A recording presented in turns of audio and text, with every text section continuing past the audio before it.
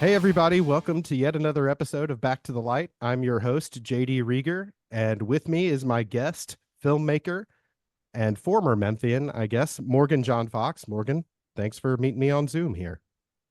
JD, thanks for the invite. I really appreciate it. I hate to be called a former Memphian, even though I know it's basically true.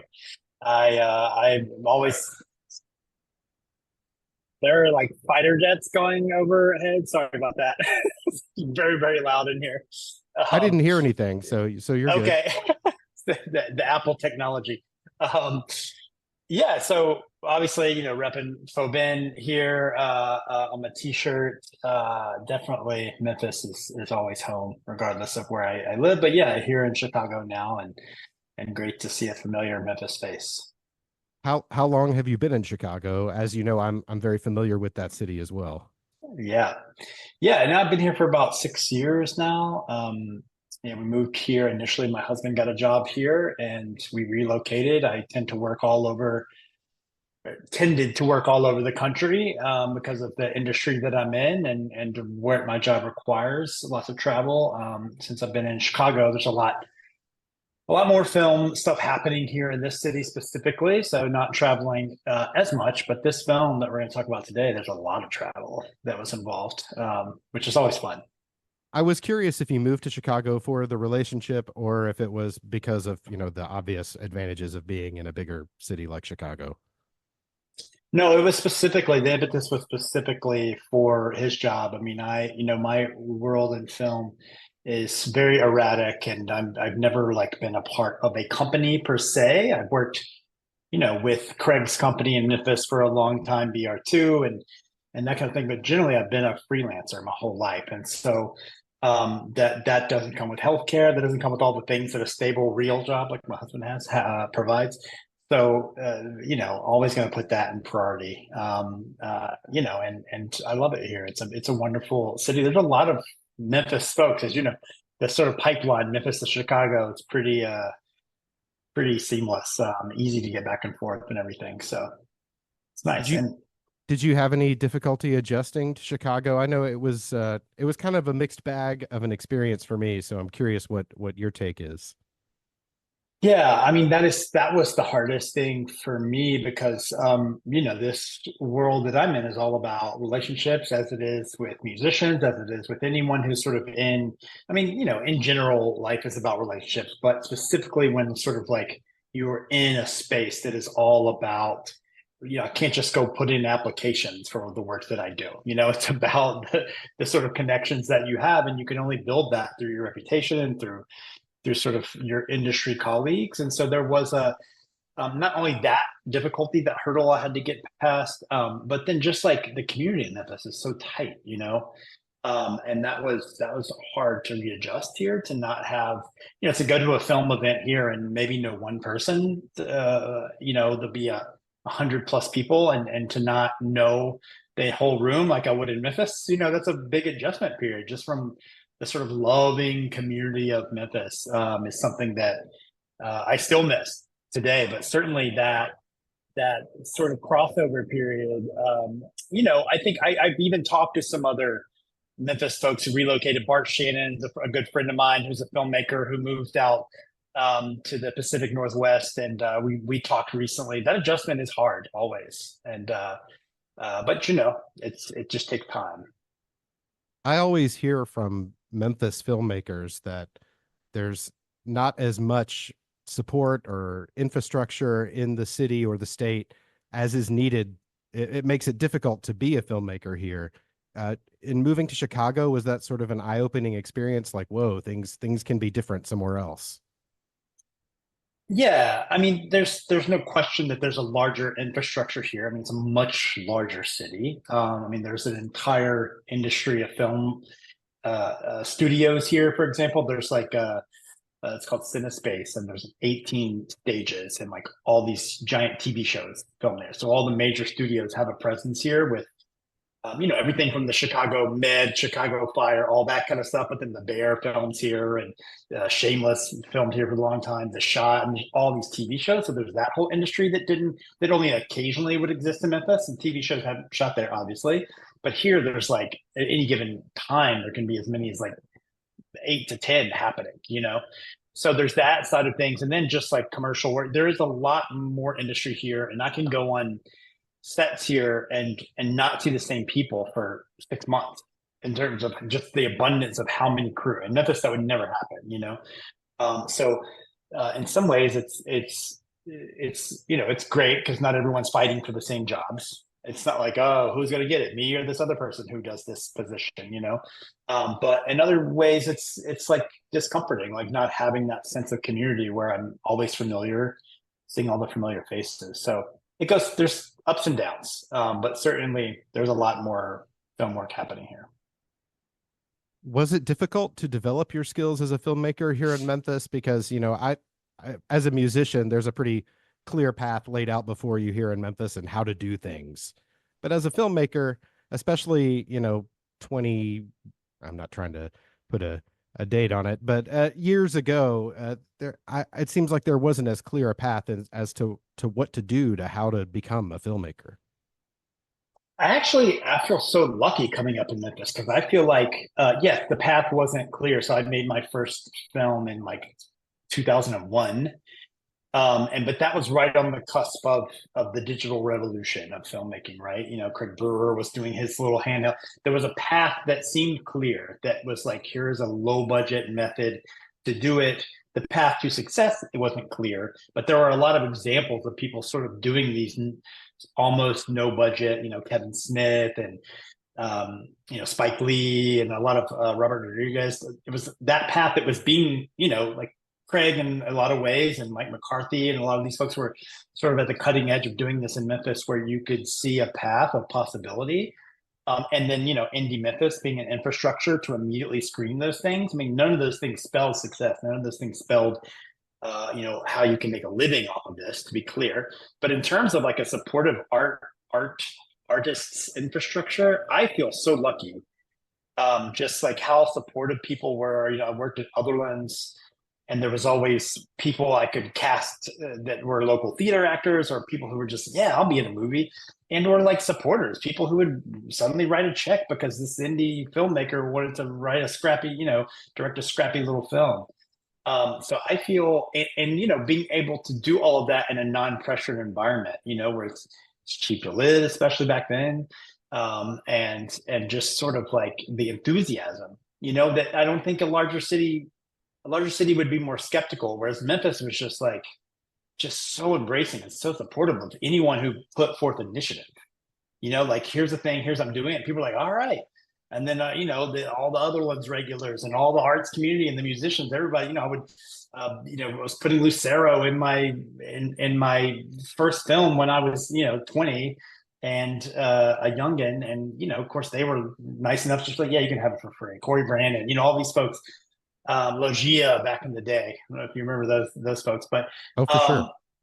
so just that, I just found it so incredibly supportive and so encouraging always, that I think that's unique. You mentioned Craig Brewer a couple times. I know you've worked together a lot. Can you tell maybe a little bit of just about how he would have helped develop your career or influenced your career? Yeah, I mean, I think the main thing is that Craig, and Mike McCarthy too, because he really was a pioneer doing it almost before Craig. Just examples of people going out and being like, no excuses. I'm going to get these bare minimum resources. I'm going to cast people that are, doing plays and in rock bands and just like this, the arts community in Memphis, again, especially back then. I haven't been there in 6 years. I don't want to speak for it now, but was it just the ability for everyone to sort of collaborate? They're like, oh, we're all maybe in different mediums, but it didn't matter. We're all going to end up at other ones at the end of the day or wherever, and like, so yes, we'll all, all at the high tone, wherever. And so then we'll all like collaborate and work together somehow. And that was the scrappiness that I saw in both of them. And they were just doing it, they were just literally going out with mostly no financial support, or very minimal. And there wasn't like, it wasn't like the film commission was funding projects or Indie Memphis wasn't funding there was none of that. It was just very scrappy. And I think that's the best way that those two sort of burned paths for the rest of us just as by example. It's like, oh, they did this and they're showing their films and they're winning awards and people are surrounding them and rallying around them. So like I'll just start making my own films and cut a different path, but through a lower resistance because they've already sort of trailblazed. And I mean that, and then the most Craig has been a friend for forever, but the things I learned most from him is when I started working for him and editing for him on some projects, and just like editing for people is not something that I enjoy doing, like sitting with someone over my shoulder telling me how, because I always edited my own projects, right? And so having that at times was tough, but the sort of discipline that he instilled that I learned, just how to be economical in editing and stuff was really great. And he's just like a master storyteller. So like learning storytelling techniques from him was really wonderful. I edit other people's podcasts sometimes, and I honestly could not imagine having them sitting in the room with me directing, like telling me what to do. That sounds like a nightmare.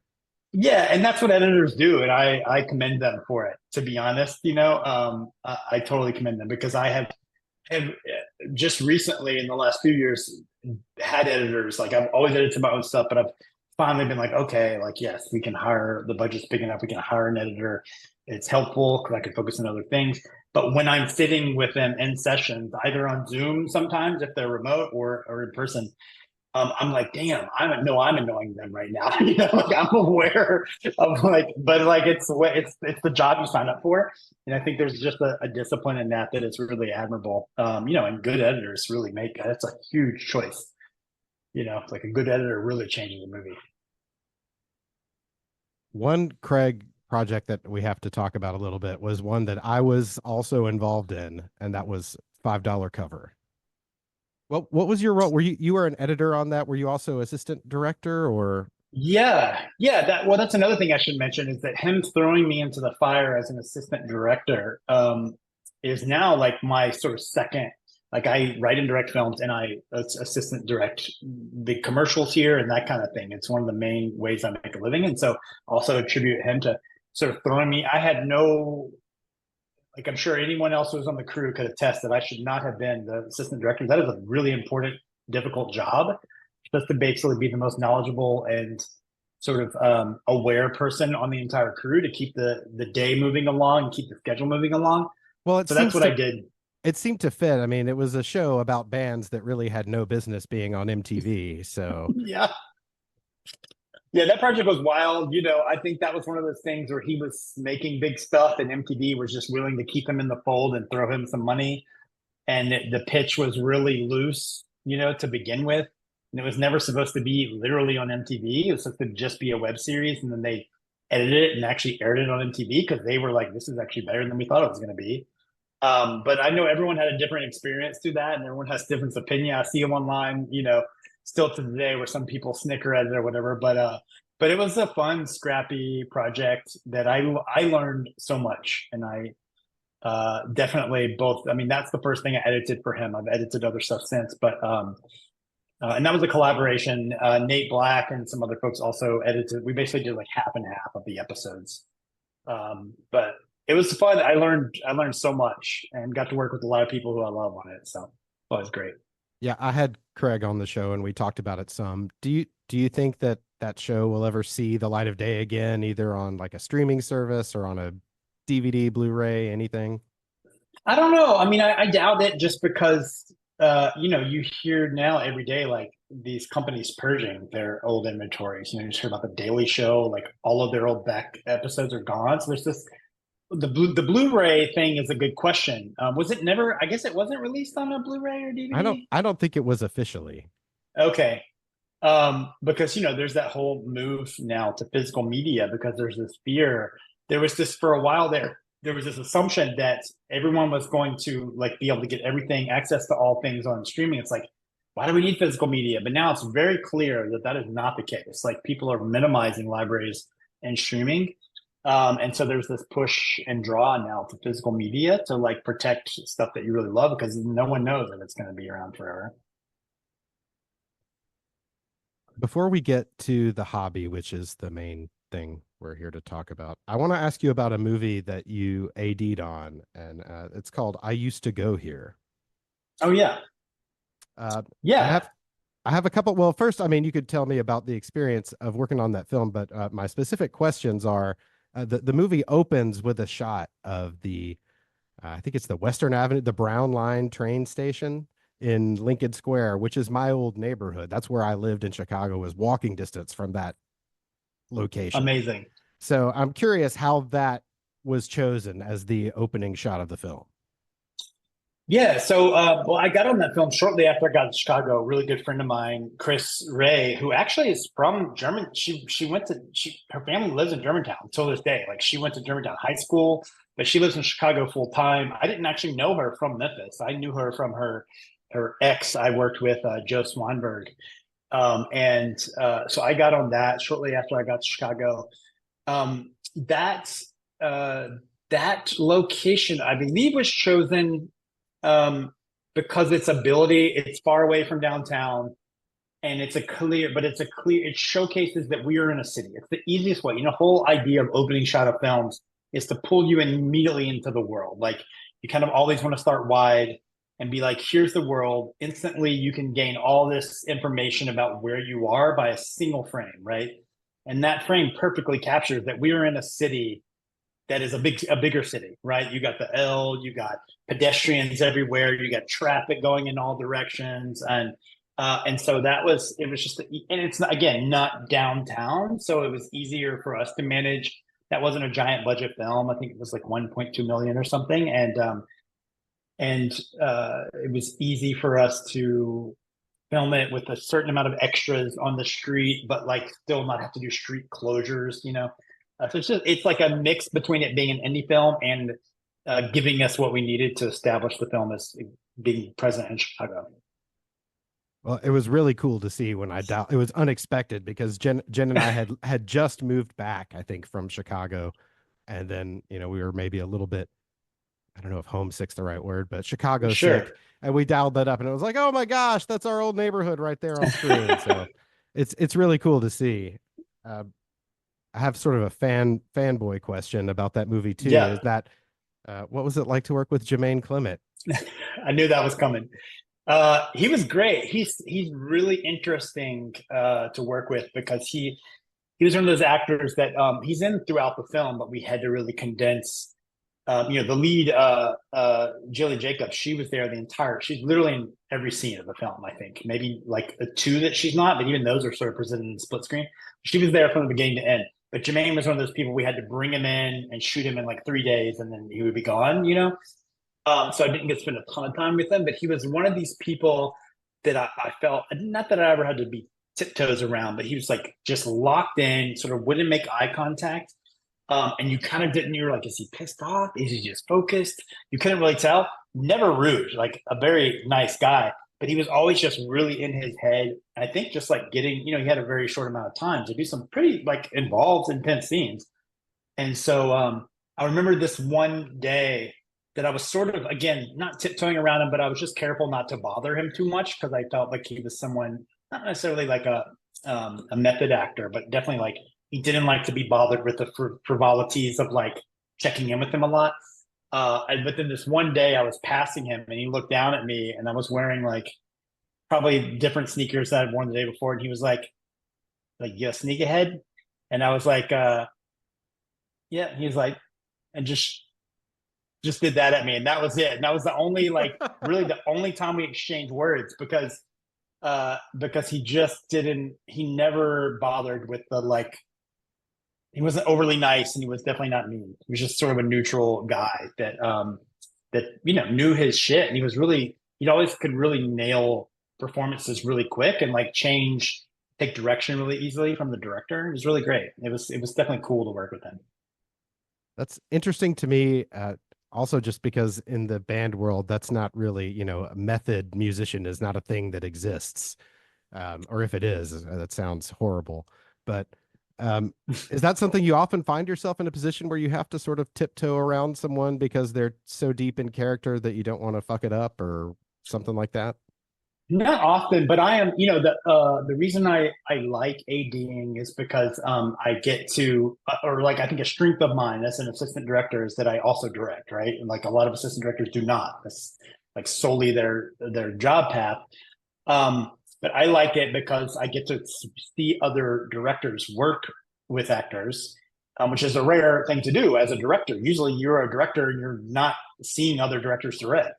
And so I'm always watching that. And I just think the main thing that you can tell a good director is when they feel out how they collaborate with each actor individually. Like they don't set the tone and this is the only way I direct.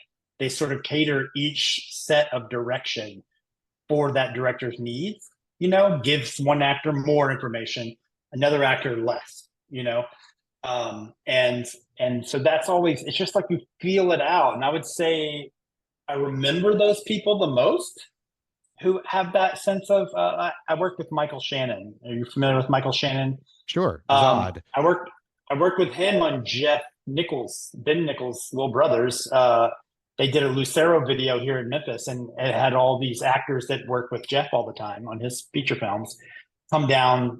They just all were like, yeah, we'll come down and shoot this music video for a couple days in Memphis. Why not? And Michael Shannon was one of the most interesting people I've ever worked with in terms of that.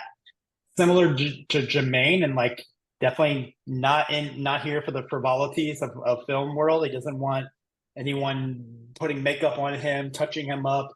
Doesn't even want a PA to like give him water. He'll find water if he wants it. So we always had to find tricky ways to like make sure that he was all right. And like, because he is very much, I'm not going to call him method because I haven't heard him say that, but he is very much that character, like on set. He's like very like stoic and just will stare at the ground completely in between takes, and he's not chit-chatting anybody up. So I like that kind of stuff because it makes me have to work a little harder, and not and for the better, not harder for just to be harder, but like I feel like I'm a part of a process that's sacred when I work with someone like that. Before we move on to the hobby, maybe explain a little bit what is exactly the role of an AD versus the role of a director? Yeah, the AD is an assistant director, and they before the film starts, they're the one who breaks down the script and creates a schedule, like literally decide which days we're going to shoot what, and it's a whole balancing act based upon actors' availability. It's based upon nights and days and access to locations, all that kind of stuff.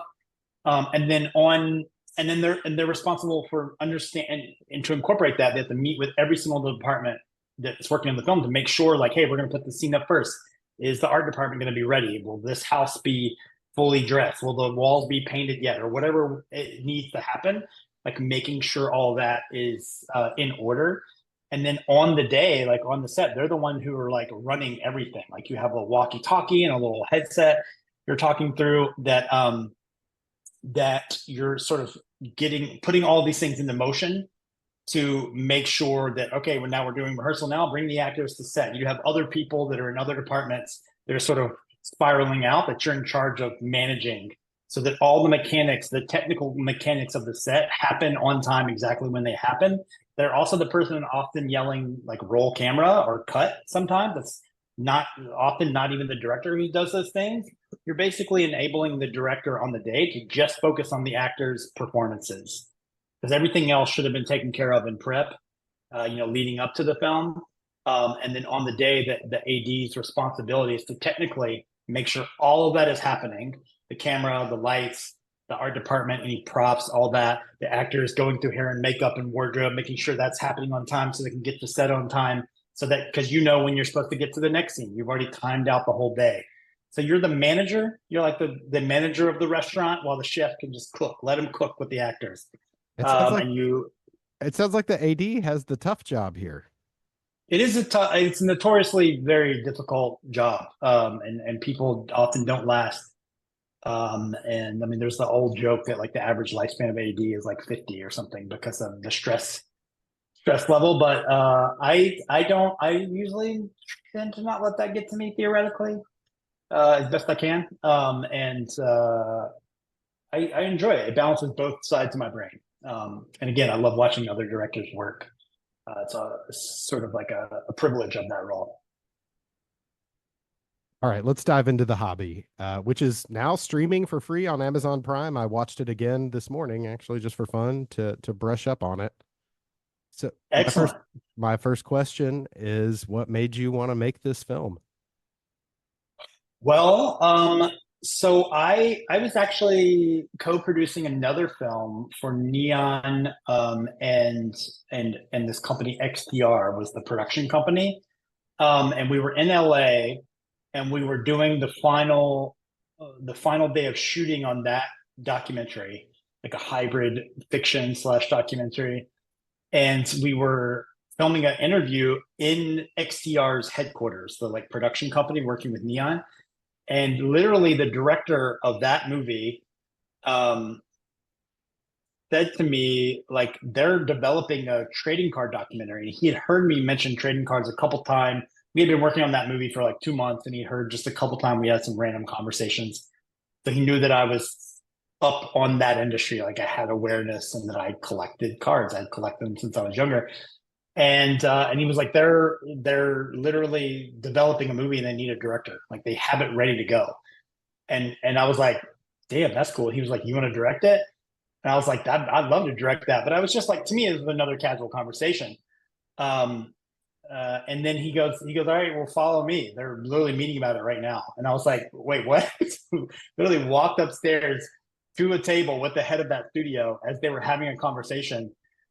And they had, I guess, the director's name was David Darg, and he was, I guess, he was being under consideration for directing it. And they were talking to him during that meeting, and he just looked at me and he was like, "Great, I think this is your director. You should talk to him." He's like, "I'm going to go finish the interview downstairs," and he left the room. So I was just sitting there. And I was like, "Wait." It was one of those weird like L.A. Hollywood moments where like I happened to be at the right place at the right time and a niche subject that I happen to be aware of, that there happened to be a development meeting upstairs about that. And so I literally just got walked into a meeting and then I pitched it. And then they were like, great, put together like an actual pitch document and we'll like let you know in a week if you want to direct it. If you're up for it, we'll see your pitch for it. And so that it was never something I sought out. I just said yes and kept open to it. And then suddenly I got the job. So it was my first time that's I've ever worked in that way, right? So everything else I made before has been something I've written or something that I have, started shooting and found a distributor or something like that. This was a unique scenario for me that was exciting. And yeah, it's like one of these nerdy hobbies that, who would have thought, it's just like really bizarre that happened to be at the right place, the right time moment. How long have you been collecting? I mean, I started collecting in the 90s and there was like the last big boom before the more current one. Like a sort of an all-time high, late 80s, early 90s. It's like the biggest time. It's now often called the junk wax era because like they overprinted so many cards because they were just literally everywhere you went, there was packs of cards. And so I did that as a kid, like so many kids of my age. And I probably stopped. I don't know. I probably stopped in high school. Like I think that I started probably in sixth grade and went to maybe eighth grade and was like, it's not cool anymore or something type of thing. But then in the late, like 2009, I got back into Memphis Tiger basketball again in a big way because that was in the big like Calipari, that guy, Calipari, Derrick Rose, Tyreek Evans. It was all that era, and I was so into it. And then I was at Target one day, and it was Tyreek Evans had just gotten drafted and was starting his rookie year, and I saw these like basketball cards that were like I could maybe get a Tyreek Evans card, and I was just like, let me grab a box of this. Let me see what these are about. Like I don't. It was like an impulse buy, and then I like got the like fever again. Somehow like that old nostalgia of collecting as a kid came back just like this. And I bought tons of cards that year. Tyreek Evans I still have all of those cards. Of course, he no longer is in the league, but that Well, also happened to be Steph Curry's rookie year and James Harden's rookie year and a lot of other people. So Yeah. There was some Tyreek had a good insanely career though. he did. Wasn't he rookie of the year? Yeah. Yeah. I Yeah. mean, that's why I was so pumped. But I was holding strong on those cards and they didn't do much, but that's fine. It is what it is. Those Steph Curry rookie cards I sold way too early. And I always get really depressed when I look at how much, I mean, they're worth a lot of money now, a whole lot. One of the central themes of the hobby is this sort of push and pull against uh, like investors and flippers versus, your so-called true collectors. Um, I mean, one, I'm curious where you fall on the spectrum, and two, why do you think that's such an important, distinction to make in the hobby? Well, it's a trading card hobby. It's 100 years old. It's over 100 years old, and it's something that obviously has always been big business. I mean, that's why it's always had that cross section, right? Because clearly companies felt it beneficial to release these pieces of cardboard with players on it because they knew that people liked collecting, right? So that was always been a thing. And there's just been different points of time in which these things, like bigger business, started to merge into it. And whenever that happens, marketing grows and sort of market share, wars start, and then as a result, there's this the end consumer I think constantly fluctuates between just being mere collectors, and then some people, because it's a big business, also look to figure out a way to profit off of it. And I think that's always tricky in any industry that is sort of passion based. Anything that sort of masquerades as only one thing. If there's big money involved, there's always going to be someone else to come in to try to profit off of it, and it's just sort of the general way of things. Any collecting hobby that exists now, I beg you to like find that there's not also a financial aspect of it where some people are trying to profit off of it, right? And so that sort of reached a fever pitch in 2020 when the COVID pandemic happened, and for whatever crazy reason, I mean, you could point to a handful of different things, but pretty much all nostalgia based sort of hobbies popped off during that time. But the trading card industry specifically blew up, and the value of cards went truly sky high, right? And it was a hobby that was already ripe for that because people were already buying and selling cards on eBay and in card shops. They've been doing it forever, but the years sort of leading up to 2020, things had already started to gain value somewhat. And one of the biggest turning points in that, which sort of will lead to answering your question in a long roundabout way, is that there was a couple magazine articles in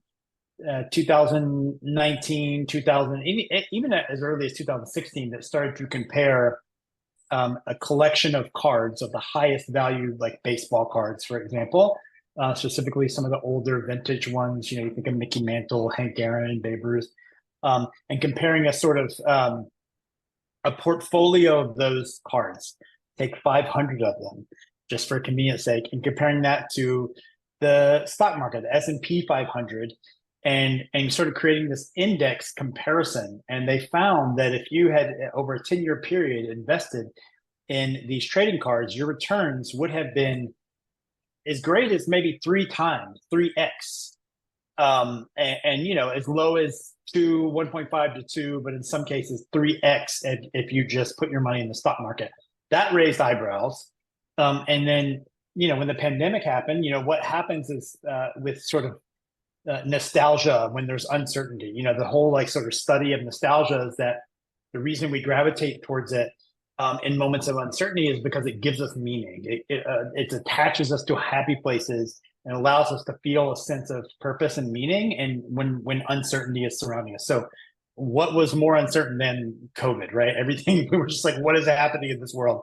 And so people really gravitated to these nostalgia based things, and the trading card hobby was right there, and people picked it up. Specifically, a lot of the people who grew up in my era when it was so huge in the 90s, who suddenly now had money because they were in their 40s. And we're like, wait a minute, those cards I wanted back then that I couldn't afford because my parents only sent me to the card store with $2.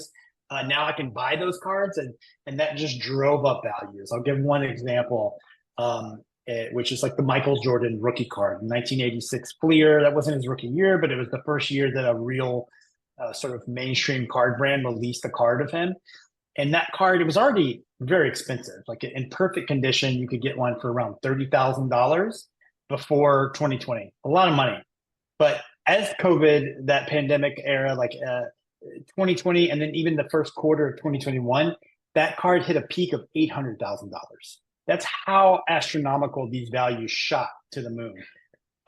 And so that's an inflated example. Those cards today still sell for way more than they did pre-COVID. They still sell for $150,000, $250,000.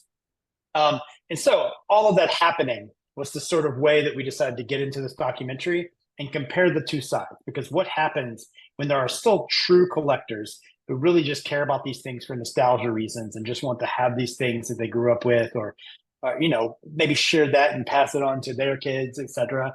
And then the people who are truly in it to like flip, to buy something and then sell it a month later for a profit. So that's why we decided to contrast that sort of unique scenario that popped up, just recently. And I myself, mostly I'm just a collector. I don't put tons of money into this world, but I do have I have a decent collection that I could, it's something that I could go sell. Like I have valuable cards, but nothing like these people we featured in our movie, to be clear. We were filming people with collections upwards of $10 to $13 million and that kind of thing. You don't have a Mike Geo briefcase somewhere back there?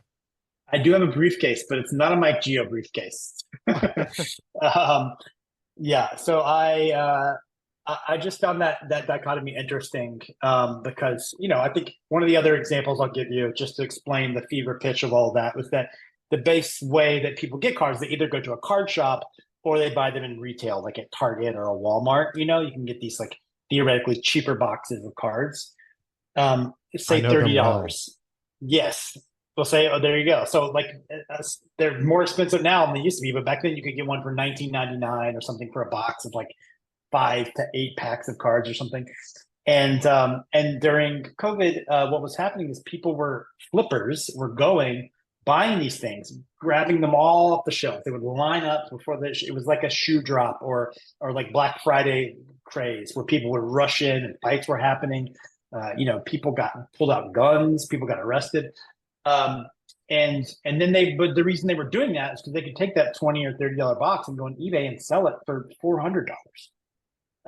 That's the supply and demand was crazy. And so of course that creates these unique dynamics, and that's what we decided to look at. We didn't have a ton of time to make the film. Like we weren't given the luxury to go and like find our subjects and then spend a year with them.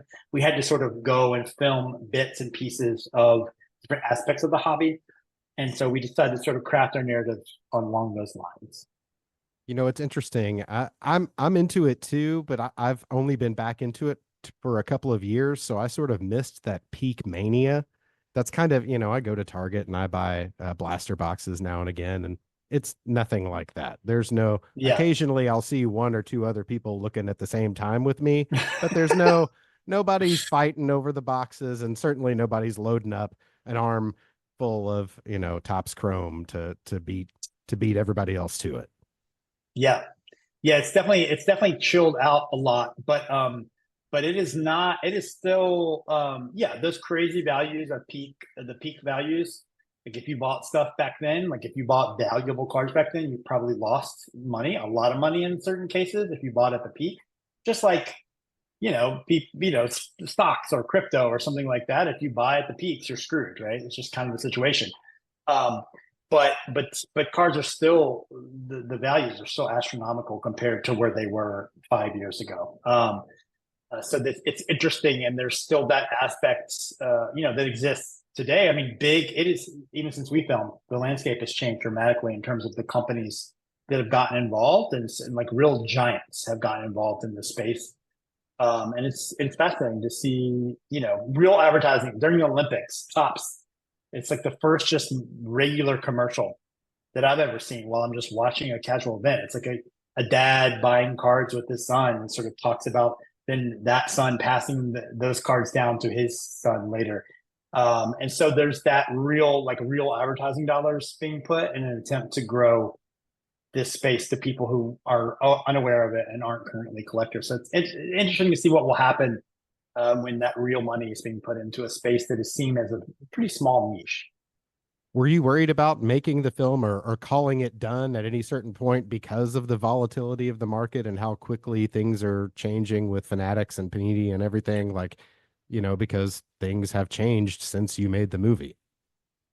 Yeah, I mean, I was not. I mean, yes, you always have that worry, especially in documentaries. Like when you saw the first doc that I directed, took 6 years to finish, and I finally and it required that. And even then, I wish I had 5 more years because of how dramatic, like the ending I would have had if I'd waited, even 2 more years would have been dramatically different.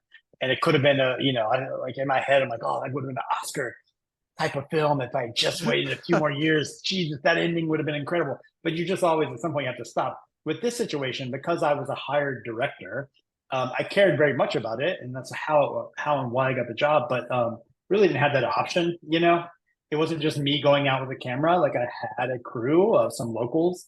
My producer Ted Speaker is as someone I worked with at Birmingham, but he's someone who comes through Indie Memphis all the time and has in the past, and then a bunch of locals that worked on it. Jordan Daniels, Memphis, shot the film, and we had a bunch of other locals who would do specific shoots with us.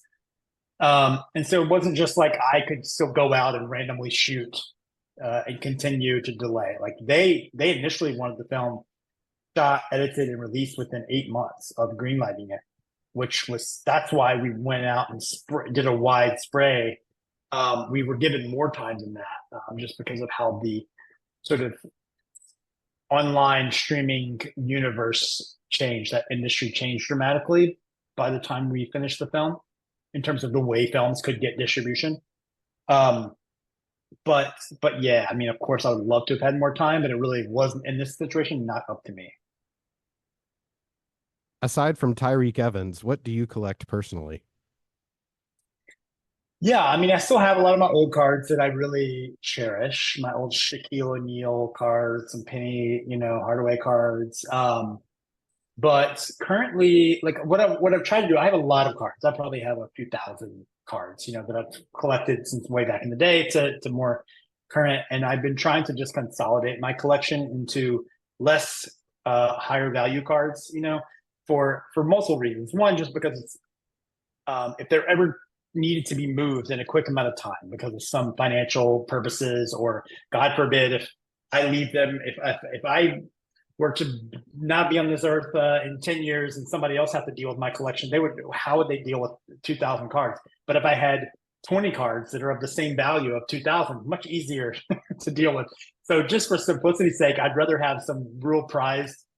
So I started to slowly do that. Like I'll go to card shows and like bring 30 cards with me and attempt to trade down to one or two higher value cards. I've been doing that to some older vintage. Like I have on the shelf behind me, some like a Hank Aaron second year card that's in a really high grade. Oh, wow. I have like an autographed second year Kareem Abdul-Jabbar card.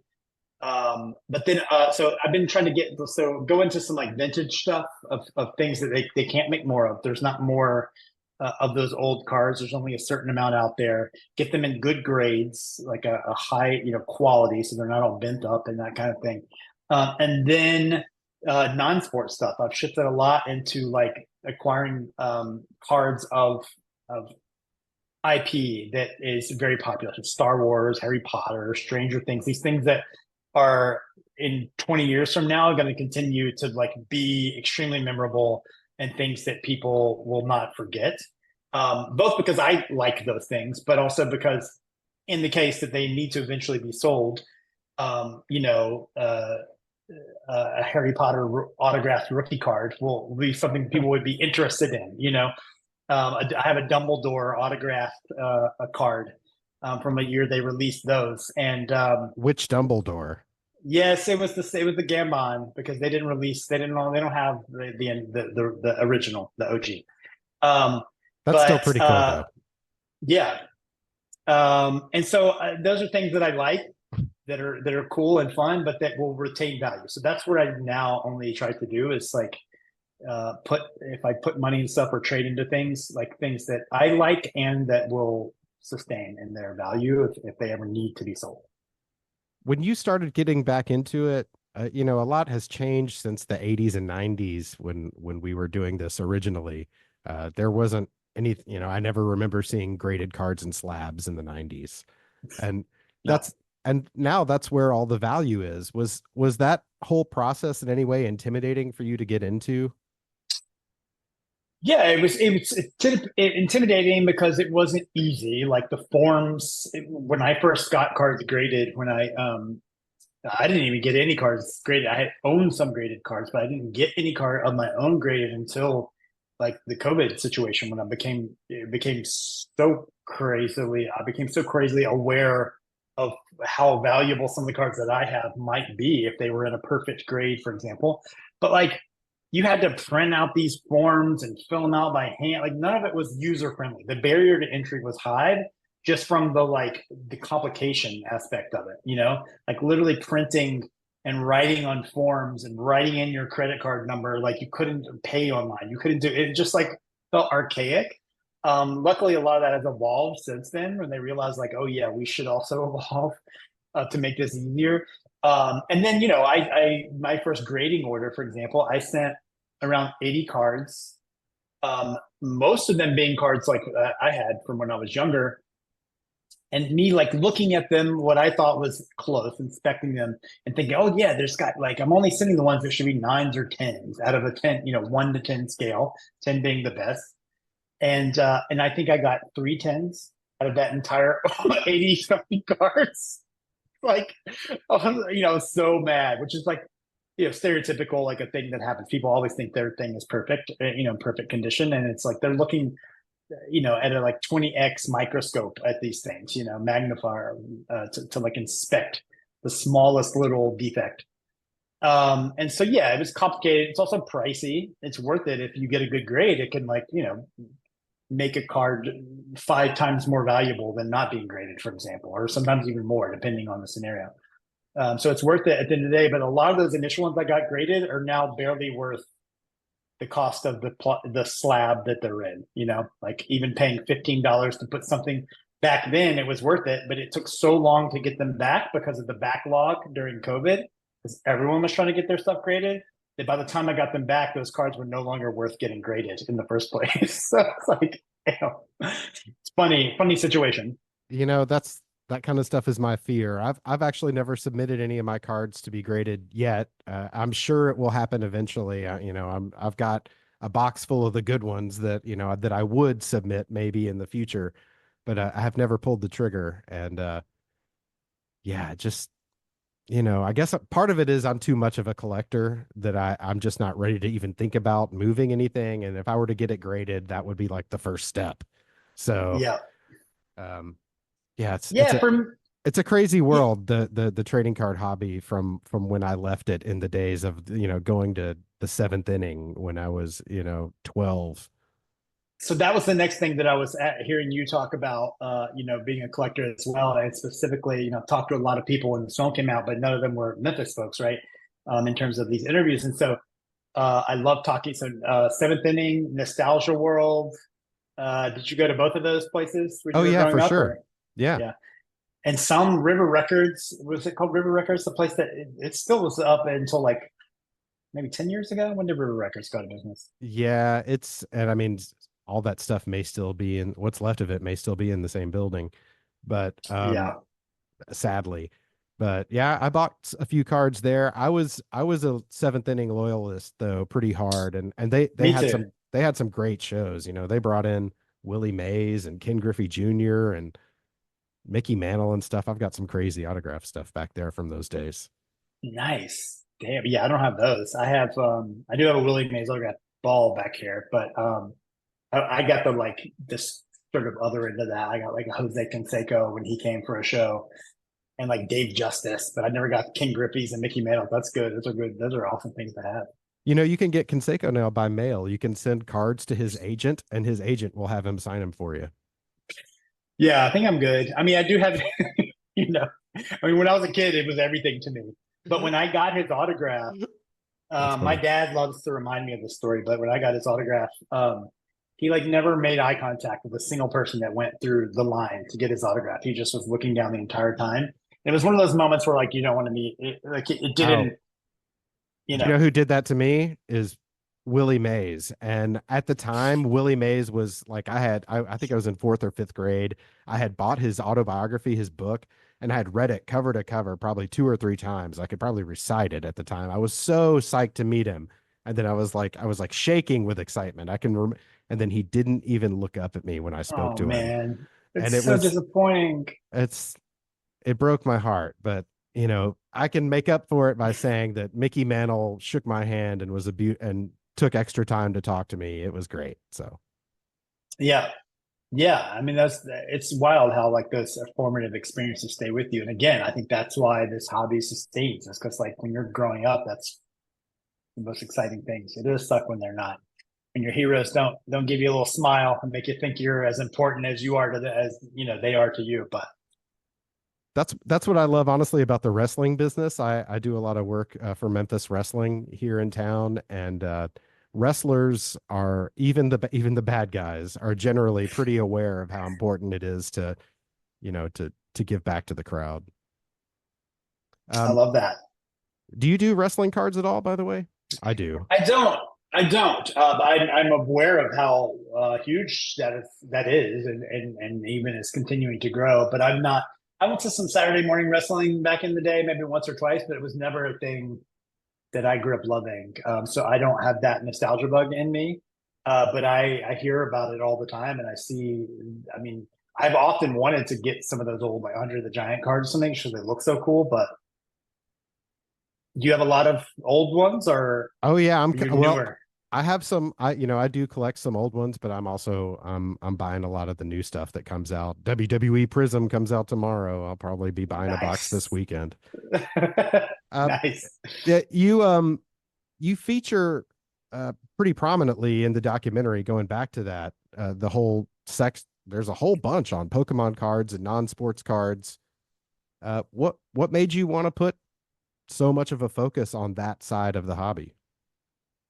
Yeah, I mean, to me, it was that is such a large part of what was happening during COVID is that blew up as well.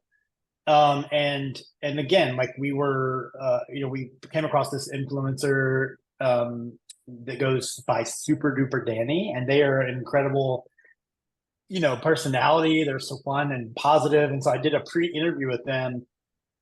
There was somebody that XTR, the company I worked with, they had actually already done some pre-interviews, and that was one of the few people that I carried over because they were so electric and fun to be around. And I just thought that was unique that someone, so many kids grew up collecting Pokemon, and that Danny had grown up collecting and now is making a living, like opening packs of Pokemon on their YouTube channel and sort of being in, they cringe when they hear the word influencer, but essentially they are a Pokemon influencer. And I just thought that was fascinating. And though a lot of sports folks want to really like keep a stretched arm against Pokemon, so we don't do that, whatever. I'm like, is it really that different, y'all? Come on, it's still like cardboard with pictures on it and collecting cards. Like this is still let's not we don't need to gatekeep the community. So to me, I feel like it's almost one and the same. And Danny was an electric personality, so we chose to go that direction. Do you find that the sports side of the hobby is a little more judgy, a little more clicky, and that the non-sports community is a little more welcoming of just everyone in general? Yeah, I mean it's almost to me, I almost compare it like jocks versus like theater kids or something in high school, clearly it's not always the case, but there is a lot of that, like, like, oh, with little pictures of like fuzzy animals, like blah, blah, blah. It's like, oh, dude, like what, you collect cardboard pictures of men, like, oh, that makes you a tough dude. Like I could say that's suspect if you want to really talk about it. you adore these men, and there's a moment in the documentary when Danny makes fun, of that, like collecting like a piece of a jersey, like, oh, I got a picture, a piece of their sweaty jersey, like on the card, like, I'm like, come on, like we're all nerds, like having fun collecting stuff. So yeah, there's that stereotype, but I'm sure there's plenty of Pokemon collectors who are also very judgy. It's just, I just think that people should be open to, whatever. If you like collecting this or that, like embrace other collectors. Last thing about the movie I want to ask you about is the two sort of central figures of the film, and that's Mike and Jesse from Sports Cards Nonsense, which is a podcast that I also listen to. I've heard you on it. And actually what made me think to reach out to you was I think I saw you respond to something on one of their posts in the Facebook group.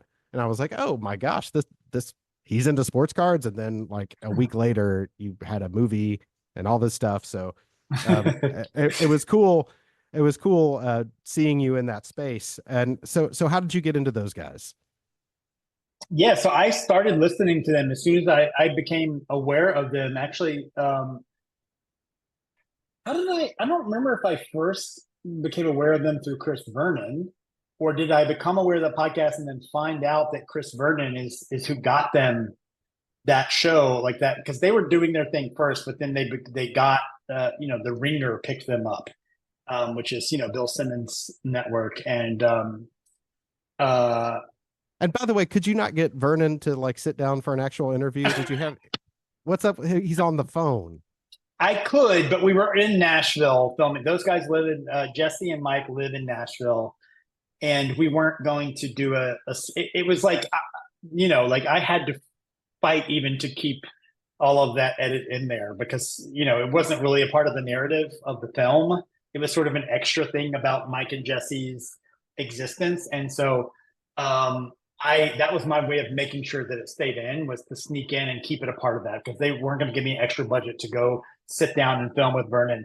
So yeah, we filmed him on this little a little camera, a little phone, like FaceTime, sitting on their table. That was as best as I could get. It certainly wasn't Vernon. Now, to be clear, Vernon loves attention, so he would have loved to have been have a full film crew interviewing him. So it was just more of me fighting to keep the people I like in the movie, and that was the compromise. Did you make an ask for Bill Simmons? Yeah, I did. I didn't try too hard, but I did put in some like general interview requests through their PR. I didn't use the subjects in the film to go up to him, just because I felt like that was, I don't know. It's sometimes that feels slimy, and had we had more time, maybe I would have. But yeah, I mean, that would have been good, because he had insight way back in the day. He was on the board of Tops and really involved. But yeah, I mean, I think that just to comment back on the sports cards nonsense of it all, the first pitch that I made when I was in the room, because I had been listening to sports cards nonsense for a while, that day I was walked into the offices at XDR, sort of unprepared. I mentioned I got two subjects I know we can follow, and this is before I had connected with them at all. So I immediately like pitched them, and then I knew that it was looking good, even though I hadn't gotten the job officially. And I literally, like, that day, that evening, I texted Chris Vernon and said, "Hey, can you connect me with those guys, because I want to put them in a documentary?" And then he immediately made the connect, and then I had a conversation with them that night. And so that's how that the impetus of that situation. And what's their reaction when you reach out to them out of the blue? Hey, I'm this filmmaker. I want to make you the star of this documentary about sports cards. Well, I think that Vernon lied to them and was like, "You want to be in an Oscar, a potential Oscar-winning movie, blah, blah, blah. Make sure you know that I'm the one who got you there." Vernon does his little pitch to them, which is full of hot air. And then they were just like excited. They were never really skeptical. I mean, they listened to me, and I was, very forward with them. And because I knew Vernon, that helps. I mean, it helps when you have a sort of intro and you're not just cold calling them. Most of the people that I cold called to get interviews, it didn't work out. They either didn't respond or just like, "We don't know you," So it's like, you always, luckily it's a community that most people willing to vouch, like as soon as I would get one person, they say, "Hey, you want to talk to anybody else? I can make you other introductions if you'd like," So that's sort of the way that navigated. There was Sharon, Black Jaded Wolf was the hardest. She's a collector up um, in New York, and I saw an interview with her on a Bloomberg piece, and I was like, I have to get her in the film. It's like I don't want to do this film without her in it. And my producer had to like go really. I think it was like 6 or 7 messages before they finally said yes. Like we had to like show them some of my previous work. They were just really skeptical because of their place in the hobby, and they're a queer couple, they're a women-owned business. It's very rare in the sports card space, especially. And so it took a lot of convincing, and I'm so glad because they're good friends of mine now. And I mean, they're a super cool part of the movie, that scene where they're opening those insanely expensive boxes and then get the huge hit at the end. That's big fun. Yeah, we got really lucky because that is often not, as you know, often not the case. There's a high risk, low reward often with these boxes, whether cheap or expensive. Oh, dude, So we got lucky. yeah, I've opened like 4 boxes of WWE Chronicles, and I still haven't got that Cody Rhodes I'm looking for. One Well, day, it's in the next box. It's in the next box, JD. well, now that the film has been out for a little while and you've, had a time to, I mean, you've done interviews about it and you've seen the reception. How are you feeling about it now that it's a completed project? It's the box has been checked. Yeah, I mean, I feel great about it. Again, I would love to have had more time because of how much the industry has changed since then. A part of this sort of narrative creeping through the film is this company Fanatics coming into the space, and they have since just like taken over so much. So, some of the companies that we feature in the documentaries, these independent companies that were doing big stuff, have now been bought by Fanatics. And other companies have been bought by other companies. SGC, the grader, has now been bought by PSA, who is another grader. The vaulting and auction house PWCC has now been bought and renamed by Fanatics. So all these huge changes have happened. Would have loved to, one of the other main characters, Josh Luber, is no longer with the company, and we were featuring him as starting the company. So there's a lot of change. Again, there's that sort of thing. But I mean, yeah, I'm really happy. I think that we got a lot of viewers on it. It was like #1 on Apple for I think a week and a half when it first came out, and it's exciting to contribute a sort of a modern look at the space. There hadn't been a documentary that sort of did a comprehensive look since the '90s. There's some stuff that had been put together then. So I'm glad to have contributed to a space that I love and to be a part of it. It's really cool. Could you see doing a follow-up? I would, if someone would give me a budget for a follow-up, I would do it right now. Of course, I would love to do that. But I don't think, I know the company I did this for is not interested in doing a follow-up. They've had to like really downsize because of the landscape of the ways in which, again, like Netflix is really no longer acquiring independent documentaries. And this company is a large documentary studio. But Netflix is only making stuff in-house now, really. For example, they used to acquire 20 independent documentaries a year. Now they acquire maybe 1. And that's literally how dramatic things have shifted. And so that company is also producing way less content and having to refocus. And so I doubt that there's money there to do another one so quickly, but maybe it'll ramp up again. And I would love the opportunity for sure. I'm surprised that, I mean, I'm kind of surprised isn't one in the works or something, but have you been approached by companies in the space after this movie about maybe creating content for or with, I don't want to put a company's word, I don't want to put words in your mouth, but by anyone to partner with? There's been a little bit of those conversations, but I will tell you, most of the modern bigger companies today understand the importance of that too. And so most of them, like the example I gave of Netflix producing in-house, most of them now, as a part of their business models, have in-house content creation, right? They're no longer sort of outsourcing. They like from the ground up, it's a part of their business model as opposed to an afterthought where they bring it in as sort of a sidebar or contract work. They just know that that's essential to even getting off the ground. And so it's not been something that's really seriously considered, but there was some kind of talks a little bit here and there, but nothing that was like really made me think I was going to move somewhere and work for one of those companies. Well, what have you been working on since? Anything that you would like to mention? Yeah, I mean, right now I'm programming a film festival in Chicago that is the same festival that my sort of launched my career when I was a 22, 23-year old, the first time my movies ever screened outside of Memphis and got me in my original distribution deals here in Chicago. I'm now programming that festival for a second year in a row, which is a pretty cool sort of full circle thing. I've been doing that. And then I have another documentary that's in development, as well as a feature film that's set in the 90s in Memphis that is in finishing a new draft of that script that I have some potential connections for, which I would love to be my next film. So we'll see. So would you be coming back to town to do that? Obviously. Well, yeah, of course. I mean, what am I? I'm gonna fake something else for Memphis. I got to I do don't do know. that in Didn't Memphis. they shoot that Memphis Law show in like Atlanta or something Yeah, recently?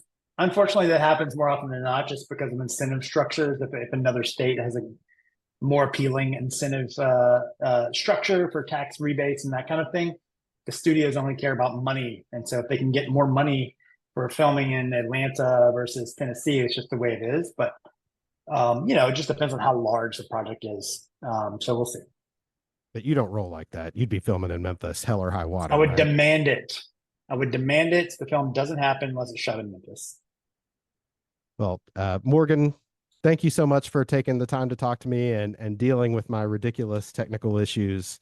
Is there anything else we need to get in? Do you want to plug website or anything, or should we just tell people to watch The Hobby on Amazon Prime? Yeah, I would say if they've gotten this far, watch The Hobby. Amazon Prime. There's also Doc Plus is this sort of the co-producer involved in the film. It's its own free website. I think you just have to give them your email, and it's there's tons of documentaries on there, but we're streaming free on there. You can still, if you want to buy it, you can buy it on any of the major, Amazon, Apple, and Google Play. If you want to own the film forever, you can do that. Download. Um, but yeah, watch the film, show it to your kids. It's family friendly. It's a fun little look at a hobby that, if you have any interest in, or if you don't, it's something you might become interested in. And a labor of love. And, it's an honor to be on your show. I appreciate it. I miss Memphis, and I hope to get back there very soon. They say you have to leave Memphis to make it. Do you think you'll ever be back full time? Could you see that world? Of course. Yeah. I don't think that phrase, you have to leave Memphis to make it, is interesting how you see that sort of happen to people time and time again. I think it's just about like, knowing that the world of entertainment is large, right? And so the connections you may need maybe additionally outside of Memphis, but I don't think you ever truly have to leave it. There's a lot of examples of people who traveled to make those connections to make things happen, but still sort of hold Memphis as a base. And again, I didn't leave Memphis to do that. But I think that having a variety in life and knowing that Memphis is always going to be home and always there is something that is a wonderful part of the life story. I think that's a good place to stop. Real quick, let me say thank you to engineer Eric and the Subteens for the theme music, and also say that my website is backtothe.light.net. Morgan, John Fox, thank you so much for doing this. Thank you, JD. I really appreciate the opportunity, and go Grizz.